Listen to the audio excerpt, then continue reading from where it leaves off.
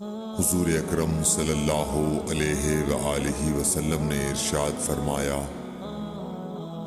کہ جب ایک بندہ مسلمان ہو جائے اور اس کا اسلام عمدہ ہو، یقین و خلوص کے ساتھ ہو، تو اللہ اس کے گناہ کو جو اس نے اس اسلام لانے سے پہلے کیا معاف فرما دیتا ہے، اور اب اس کے بعد کے لیے بدلہ شروع ہو جاتا ہے، یعنی ایک نیکی کے عوض 10 گناہ سے لے کر 700 گناہ تک ثواب، اور ایک برائی کا اسی برائی کے مطابق بدلہ دیا جاتا ہے، مگر یہ کہ اللہ تعالیٰ اس برائی سے بھی درگزر کرے اور اسے بھی معاف فرما دے، یہ بھی اس کے لیے آسان ہے۔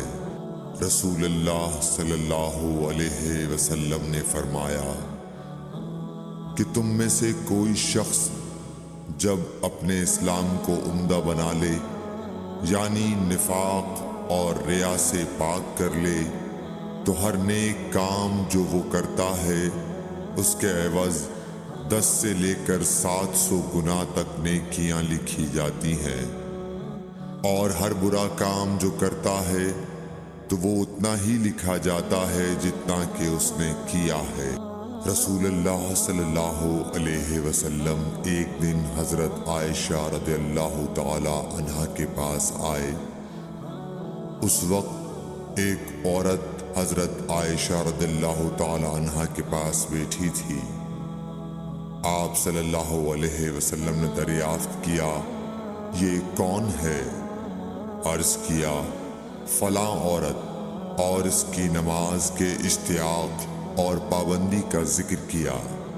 آپ صلی اللہ علیہ وسلم نے فرمایا، ٹھہر جاؤ، سن لو کہ تم پر اتنا ہی عمل واجب ہے جتنے عمل کی تمہارے اندر طاقت ہے۔ اللہ کی قسم، ثواب دینے سے اللہ نہیں اکتاتا، مگر تم عمل کرتے کرتے اکتا جاؤ گے، اور اللہ کو دین کا وہی عمل زیادہ پسند ہے جس کی ہمیشہ پابندی کی جا سکے، اور انسان بغیر اکتائے اسے انجام دے۔ رسول اللہ صلی اللہ علیہ وسلم نے فرمایا، جس شخص نے لا الہ الا اللہ کہہ لیا اور اس کے دل میں جو برابر بھی ایمان ہے، تو وہ ایک نہ ایک دن دوزخ سے ضرور نکلے گا، اور دوزخ سے وہ شخص بھی ضرور نکلے گا جس نے کلمہ پڑھا اور اس کے دل میں گیہوں کے دانے برابر خیر ہے، اور دوزخ سے وہ بھی نکلے گا جس نے کلمہ پڑھا اور اس کے دل میں ایک ذرہ برابر بھی خیر ہے۔ ایک یہودی نے حضرت عمر بن خطاب رضی اللہ تعالیٰ عنہ سے کہا کہ اے امیر المومنین، تمہاری کتاب قرآن میں ایک آیت ہے جسے تم پڑھتے ہو، اگر وہ ہم یہودیوں پر نازل ہوتی تو ہم اس کے نزول کے دن کو یوم عید بنا لیتے۔ آپ نے پوچھا، وہ کون سی آیت ہے؟ اس نے جواب دیا، سورہ مائدہ کی یہ آیت کہ آج میں نے تمہارے دین کو مکمل کر دیا اور اپنی نعمت تم پر تمام کر دی اور تمہارے لیے دین اسلام پسند کیا۔ حضرت عمر رضی اللہ تعالی عنہ نے فرمایا کہ ہم اس دن اور اس مقام کو خوب جانتے ہیں۔ جب یہ آیت رسول اللہ صلی اللہ علیہ وسلم پر نازل ہوئی، اس وقت آپ صلی اللہ علیہ وسلم عرفات میں جمعے کے دن کھڑے ہوئے تھے۔ طلحہ بن عبید اللہ کہتے تھے کہ نجد والوں میں سے ایک شخص حضرت صلی اللہ علیہ وسلم کے پاس آیا، سر پریشان یعنی بال بکھرے ہوئے تھے۔ ہم اس کی آواز کی بنبناہٹ سنتے تھے اور ہم سمجھ نہیں پا رہے تھے کہ وہ کیا کہہ رہا ہے، یہاں تک کہ وہ نزدیک آن پہنچا جب معلوم ہوا کہ وہ اسلام کے بارے میں پوچھ رہا ہے۔ حضرت صلی اللہ علیہ وسلم نے فرمایا، کہ اسلام دن رات میں 5 نمازیں پڑھنا ہے۔ اس نے کہا بس اس کے سوا تو اور کوئی نماز مجھ پر نہیں۔ آپ نے فرمایا نہیں، مگر تو نفل پڑھے تو اور بات ہے۔ حضرت صلی اللہ علیہ وسلم نے فرمایا اور رمضان کے روزے رکھنا۔ اس نے کہا اور تو کوئی روزہ مجھ پر نہیں ہے۔ آپ نے فرمایا نہیں، مگر تو نفل روزے رکھے تو اور بات ہے۔ طلحہ نے کہا اور حضرت صلی اللہ علیہ وسلم نے اس زکوٰۃ کا بیان کیا۔ وہ کہنے لگا کہ بس اور کوئی صدقہ مجھ پر نہیں ہے۔ آپ نے فرمایا نہیں، مگر یہ کہ تو نفل صدقہ دے تو اور بات ہے۔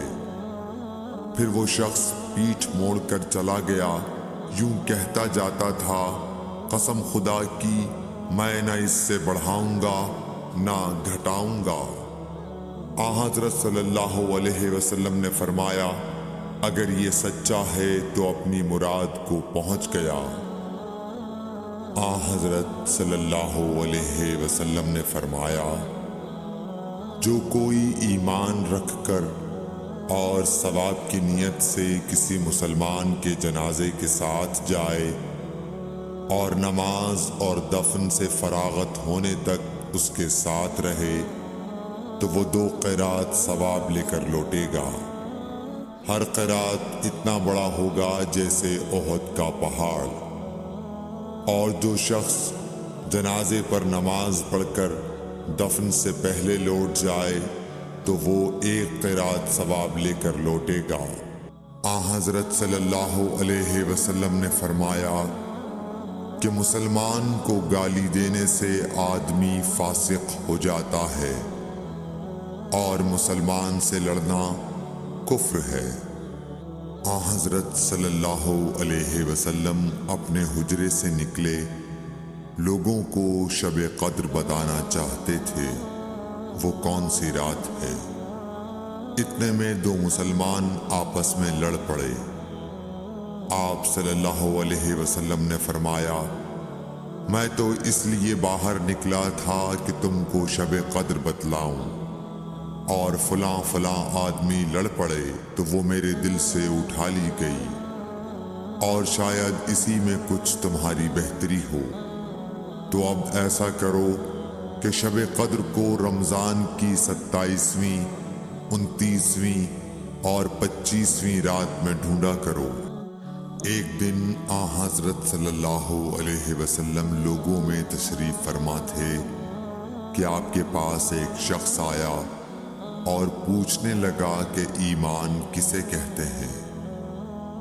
آپ صلی اللہ علیہ وسلم نے فرمایا کہ ایمان یہ ہے کہ تم اللہ پاک کے وجود اور اس کی وحدانیت پر ایمان لاؤ، اور اس کے فرشتوں کے وجود پر، اور اس اللہ کی ملاقات کے برحق ہونے پر، اور اس کے رسولوں کے برحق ہونے پر، اور مرنے کے بعد دوبارہ اٹھنے پر ایمان لاؤ۔ پھر اس نے پوچھا کہ اسلام کیا ہے؟ آپ صلی اللہ علیہ وسلم نے پھر جواب دیا کہ اسلام یہ ہے کہ تم خالص اللہ کی عبادت کرو اور اس کے ساتھ کسی کو شریک نہ بناؤ، اور نماز قائم کرو، اور زکوٰۃ فرض ادا کرو، اور رمضان کے روزے رکھو۔ پھر اس نے احسان کے متعلق پوچھا۔ آپ صلی اللہ علیہ وسلم نے فرمایا احسان یہ ہے کہ تم اللہ کی عبادت اس طرح کرو گویا تم اسے دیکھ رہے ہو۔ اگر یہ درجہ نہ حاصل ہو تو پھر یہ تو سمجھو کہ وہ تم کو دیکھ رہا ہے۔ پھر اس نے پوچھا کہ قیامت کب آئے گی؟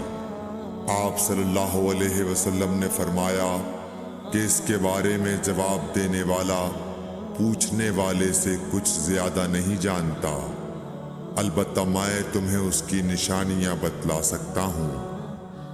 وہ یہ ہیں کہ جب لونڈی اپنے آقا کو جنے گی، اور جب سیاہ اونٹوں کے چرانے والے دیہاتی لوگ ترقی کرتے کرتے مکانات کی تعمیر میں ایک دوسرے سے بازی لے جانے کی کوشش کریں گے، یاد رکھو قیامت کا علم ان 5 چیزوں میں ہے جن کو اللہ کے سوا کوئی نہیں جانتا۔ پھر آپ صلی اللہ علیہ وسلم نے یہ آیت پڑھی کہ اللہ ہی کو قیامت کا علم ہے کہ وہ کب ہوگی۔ پھر وہ پوچھنے والا پیٹھ پھیر کر جانے لگا۔ آپ نے فرمایا کہ اسے واپس بلا کر لاؤ۔ لوگ دوڑ پڑے مگر وہ کہیں نظر نہیں آیا۔ آپ صلی اللہ علیہ وسلم نے فرمایا کہ یہ جبرائیل علیہ السلام تھے جو لوگوں کو ان کا دین سکھانے آئے تھے۔